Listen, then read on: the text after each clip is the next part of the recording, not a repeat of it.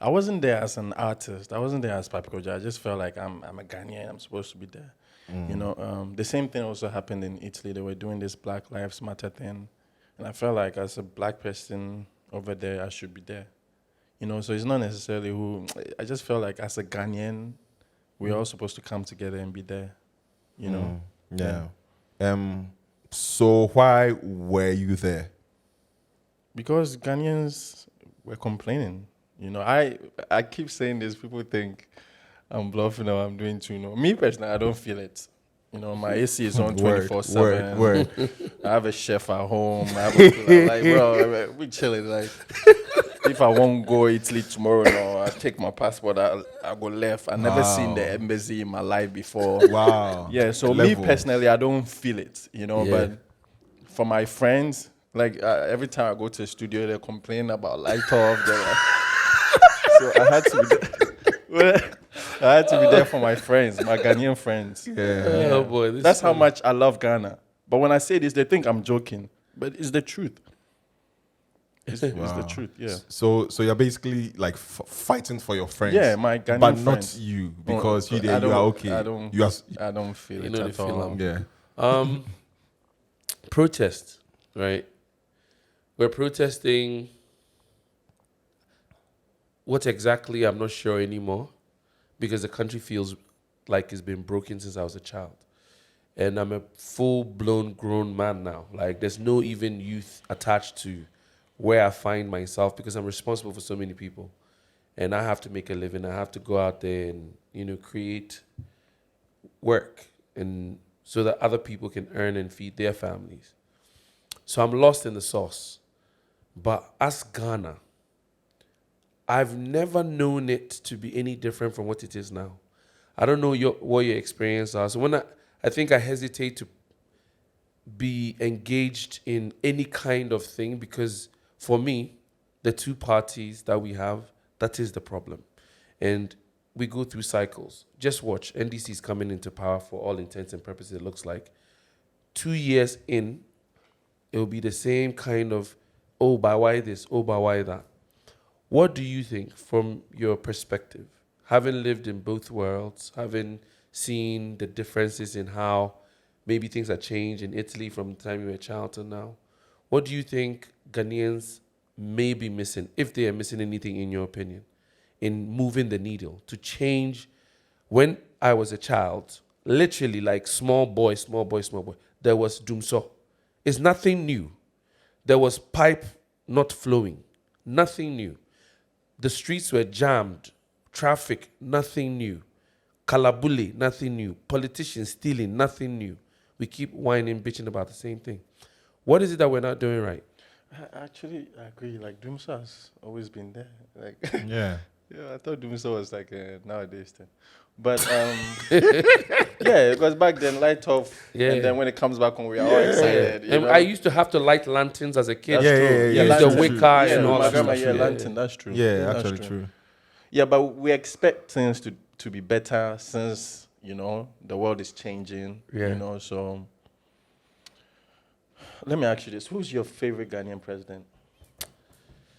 Kwame Nkrumah has to take the cake, and I don't even want to put him in the same category. I think that's as the like a rest of these cliche. guys. Like every Ghanaian. No, is I'll supposed to tell say you why. Kwame Nkrumah. I'll tell you As why. you are alive, like I'm sure you're. Yeah. In my lifetime. Okay, lifetime. during your lifetime. Unfortunately, in my lifetime, I haven't been here to experience any of the presidents. I left Ghana when I was 17. Rawlings was still in power. I can't deal with Rawlings because I don't think Ghanaians want to talk about the truth when it comes to him in particular. And people love him for their own different reasons. But in my lifetime, from what I've heard, it sounds like Kufuor did something to change the economy, where he governed in a way that it opened doors for all these banks, and the financial sector was booming, construction was booming. I wasn't here to experience it, so I don't know to speak from a personal experience. But in my lifetime, they've all been shit. I'm sorry. All of them. What about Should you? I answer? JJ Rawlings. Okay, I would say Rawlings too. Yeah. But I agree with, you know, people say he did certain things that, you know, that maybe were nice. I mean, Fred doesn't like Rawlings because of something personal, right? Okay. No. Yeah. Okay. No, not just personal. So I just had a profound conversation before I got here, actually. So I'll ask you guys a question. Okay. We're dealing with theft of monumental proportions. You've never seen Yeah, government ransack the public coffers like this, like we're watching, right? But these are facts. Would you, a leader that is capable of ripping a judge's stomach open with a knife and pulling out the 8-month-old fetus out and burning it so that the bleeding woman watches their fetus die in flames, which one would you take? The politicians that are stealing from you now, or the leader that's capable of doing that to a unborn? Why Rawlings did that? These are Really? facts. Yes. Is the this judge, true? Is this true? the judges that were slaughtered, Yeah. bro. This lady judge was 8 months pregnant. Her stomach was gutted open like a fish, and the fetus was pulled out. So my issue with Rawlings, as he said, one in part was my granddad was an industrialist that was destroyed, but that was not just my granddad. I'm talking about a regime that went into Mokola and started whipping our grandmothers and sticking their penises in them because they said they were Kalabuli, but they were also using the power of the force that they had to rape them. So contextually, do I want somebody who's just stealing land in cantonments? Or do I want the guy that is barbaric to the point where burning an unborn child is cool to them? Did Rawlings burn the child, or his people did it? It was done under his regime. Just like the so, same I mean, thing. I- But let's talk about it this way. There's so many things that are happening under Nana now that happened under Kufuor then. The presidency is one of the most docile positions in active governance. Yeah.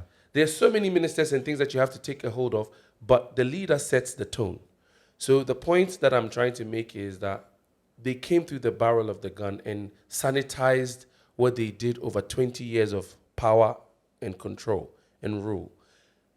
I think Ghanaians don't quantify what his impact was because we've never been willing to speak the truth. Because those of us who want to speak up, some way, somehow, because we were forced to know the man because of our own family circumstances and to actually study and know in detail the atrocities that happen to people, it sounds like you're coming from an emotional standpoint. But the truth of the matter is that in his time, our economy was one of the worst rated according to the IMF. Really? Yeah. We were borrowing money left and right. The deal they made with him for him to sustain the economy was basically about him transitioning from a military rule to all of that. So all of those things were done to try and keep the country on crutches because they killed industry. They detonated so many. Look, we had businessmen. If you go and ask, they'll tell you Biopoku, all these industrialists that were building factories, ABC Brewery, all of these things were taken from private individuals who were employing people in the name of we're ending corruption. Well, go and do the background check on all of those people and see how they came about their wealth. If they're public servants, how did they manage to own the properties they own, the businesses they own? So I'm just saying, I'm asking the question. If you say you're asking me who was the best president in my lifetime, which we are the same generation, I say none of them because they all have their extreme faults. What is happening now is not a joke, but I'm saying that if somebody can come and pull you, that'll be like you. Then somebody can yank you from your house, you get 2 toilets, so you for die. 2 toilets. That's true. Also. So we don't teach the history, we don't learn the history, and we keep repeating ourselves. That's why I'm asking you guys that. We are protesting, we are doing this, we're doing that. But do we even know what we're protesting? Because Doomsaw was alive when I was a baby. Me saw Lantern. Me saw Coport. Yeah. When I was in JS, same thing happened. When I was in SS, same thing happened. We'll go to advancement, we have no water to drink. We're still dealing with the same thing in 2024, and I'm a grown man that can afford to pay any amount of water bill I want to. But we're still dealing with the same thing. So is it the government or is it the people? What are we protesting? I just want to know. I also believe that the people, as Ghanaians too, we also play a major, part in everything. The mentality, I used to complain about Ghanaians a lot. Like the mentality is different. And I think it would take a long time for that mindset to change. With Ghanaians, I believe that.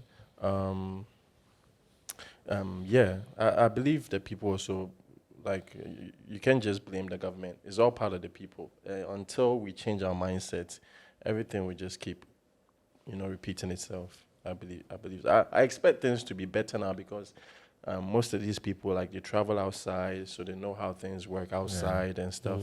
So I expect them to, like, know better. But apparently they don't. Like, I don't see why 2024 children are still selling water on the streets. Like, if you're a president, how is that even possible? Like, right after when you come out of the airport, from there to Spintex, street lights off.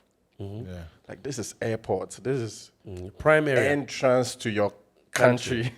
Yeah. Like, lights, like certain things, I feel like, okay, you don't want lights somewhere. Okay, the Cape Coast back there. Forget about airports. Yeah, but I feel like certain things, like, they really, really just don't care. So I don't know, man, bro. They just don't care. Yeah. Like, because they know. Yeah, like, you have to care to do these things. Like, if you don't care, that's when these things will happen. Yeah. So how do we get past? Because I feel like, I guess I'm asking more and more because I keep missing these protests and I'm never there, and I feel like a you hypocrite. intentionally don't attend. I So don't say you are no, missing. I said I Please. meant that in a way of not to say I missed it, Good, but to say good. I'm missing it intentionally Okay. because I'm wondering. It's like, to me, I like sex. Me too. Masturbating, right, is some way of thinking you're having sex, but you're not really doing it because the real thing is the real thing. And I feel like protesting kind of reminds me of that, makes me lonely after I'm done.